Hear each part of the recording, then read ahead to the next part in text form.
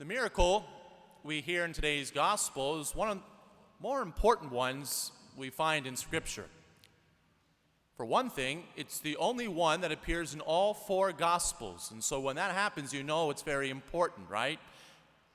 It's significant. First of all, it's a beautiful foreshadowing of what is to come in the very first Holy Mass at the Last Supper. Christ is showing us what the Eucharist will be, the food, the bread of heaven that will nourish and sustain us. And think about the gestures that Jesus goes through. It's exactly the same that he will use on Holy Thursday, the first Holy Mass. He blesses the bread, he breaks it, and he gives it to his disciples, right? Preview of what is to come. But there is something else, one more point that also makes this miracle more meaningful. It helps to explain why this astonishing event is told again and again and again, why all four evangelists thought it was so important. The reason is very simple. This is a miracle about God's intense love for us. The faithful gathered before God in wonder and in hunger. We are told that the people followed Jesus, right? Jesus got in a boat to be in some quiet time because people were just following him. He couldn't get any silence, right? And he goes out in the boat by himself. What do the people do? They walk around the lake so that they could find when he would arrive at the other shoreline. God bless him. I mean, he was God. So, he had patience, obviously. But his heart was moved out of love and compassion. This is what we see here in this gospel story. God never tires of us. See, we long for him, right? And he doesn't say, okay, I've already heard your prayer, I'm done with you. No.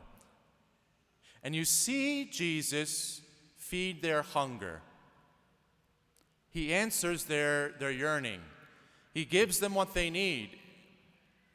But he doesn't do it alone, does he? Jesus says to his apostles, give them some food yourselves. And then when he blesses and breaks the bread, he does what? He gives them to his apostles, his priests, to distribute in turn then to the crowd, see.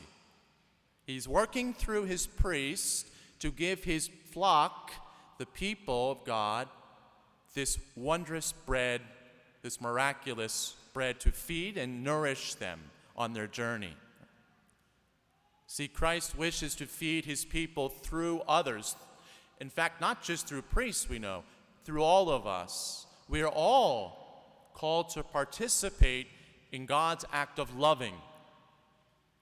And we can see this continuing in the church today, can't we?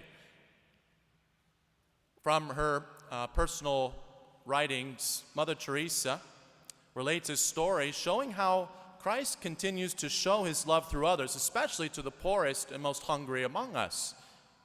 Learning of a poor Hindu family in Calcutta who had been starving for many days, Mother Teresa visited them and gave a parcel of rice to the mother of the family.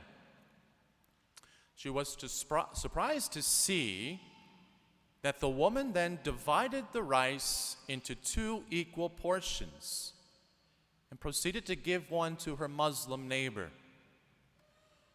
When Mother Teresa asked her why she had done such a sacrificial deed, the woman replied, "My family can manage with half of what you brought.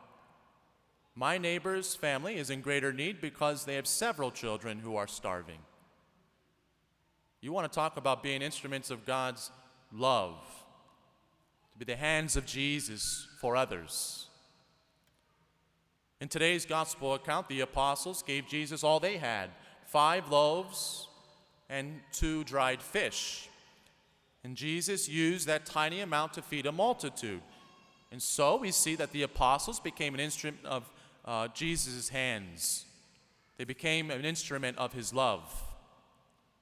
And all these people, more than 5,000, perhaps double that, ate until they were satisfied. I always wish I could be able to do that with Chipotle. But anyway, that would be... Think about that. That's the love of Jesus. That's the love of God. And guess what? It has not ceased, okay? This miracle, this miraculous feeding of the thousands continues today in various ways because we are that multitude, all of us. 2,000 years later, we continue to gather together in hunger, in yearning, and we continue to receive bread that is blessed, broken, and given to us, his disciples. How beautiful that is. Jesus has not forgotten us. He doesn't neglect us. He continues to see right now, this morning, that we are fed.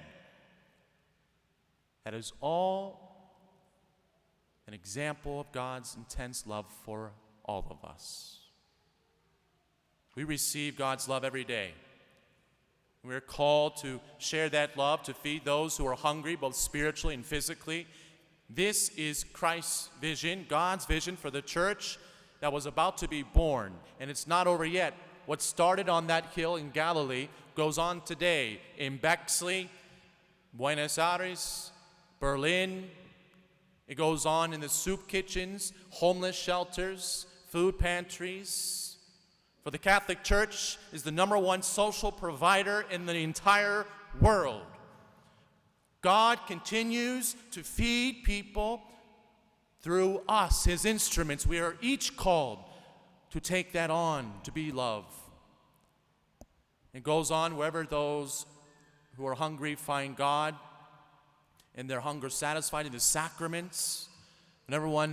When anyone can step into a church, light a candle, say a rosary, go to our Adoration Chapel, have moments of peace and grace. Someone sent me a text message, said, Father, that was the best hour I've ever spent when I was able to spend an hour in front of the Blessed Sacrament in the chapel. We all are yearning for peace, especially now, aren't we? Consolation, strength to be fed by God. We must turn to him.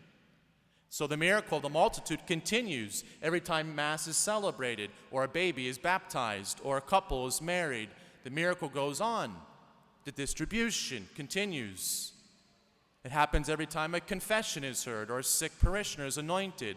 It lives on in the countless acts of mercy, generosity, and love, passed on, disciple to disciple to disciple, until all who are hunger are satisfied, all who are empty are full, all who seek God find God. The great wonder, the challenge is that this miracle is infinite, but there's always more work to do in there. And so let us help pass on what has been passed on to us, from the hands of Christ to his disciples, to the endless multitude around the world, and the miracle will continue.